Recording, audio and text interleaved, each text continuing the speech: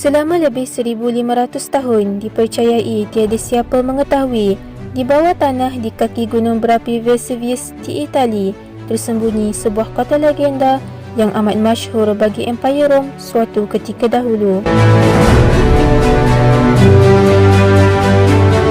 Kota itu mengalami zaman kegemilangannya sekitar tahun 79 Masihi, tetapi secara tiba-tiba, dengan sekelip mata sahaja ia hilang di telan bumi sehingga tiada siapa mengetahui akan kewujudannya ribuan tahun lalu.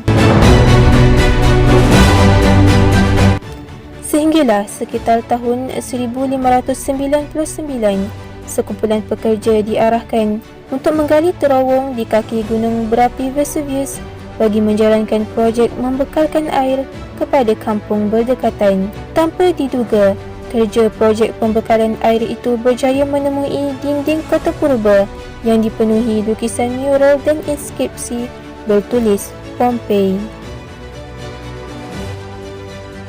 Seterusnya, beberapa siri mencari gali dijalankan secara berterusan selama kira-kira 3 abad dan akhirnya kewujudan kota Pompeii di kaki gunung berapi itu pada ribuan tahun lalu mula diketahui umum.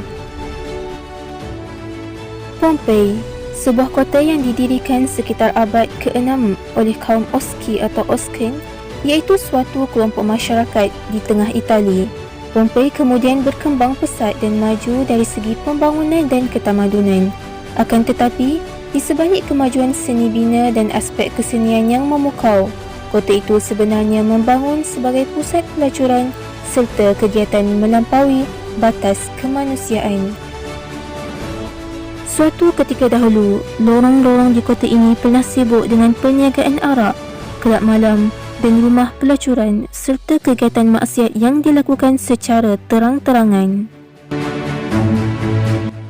Selepas lama aktiviti maksiat tanpa batas itu berlarutan, secara tiba-tiba gunung berapi Vesuvius yang sebelum itu sepi selama 2 juta tahun akhirnya meletuskan lava panas sehingga membanjiri kota itu pada 21 Ogos 79 Masihi. Sebelum letupan, kota itu digoncang beberapa kali. Kedinginan, bunyi gemuruh yang serak dalam dan mengerikan keluar dari gunung berapi mengiringi gegaran ini. Vesuvius memuntahkan haba dan debu yang tebal.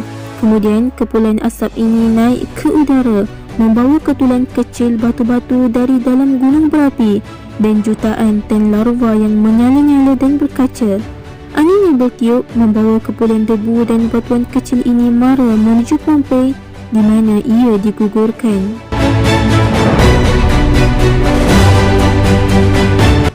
Pompeii, sebuah kawasan yang mewah dan indah, hancur bersama-sama dengan 20,000 penduduknya akibat daripada bencana gunung berapi Vesuvius. Kebanyakan mayat penduduk Pompeii ditemui sedang dalam melakukan maksiat serta ada juga yang sedang duduk dalam ketakutan menanti ajal yang semakin menghampiri. Mayat-mayat penduduk Pompeii kebanyakannya membeku akibat daripada debu halus gunung berapi dan berada di bawah lapisan debu selama lebih 1000 tahun sebelum kota ini ditemui.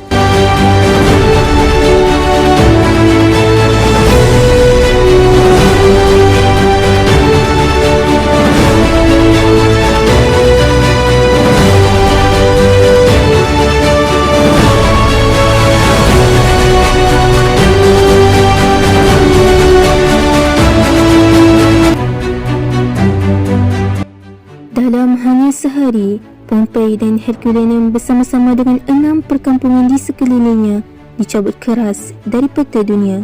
Al-Quran menyeru bahawa kejadian seperti ini adalah sebagai peringatan untuk semua manusia. Kesan-kesan mangsa yang tersiksa masih terpelihara dalam bentuknya.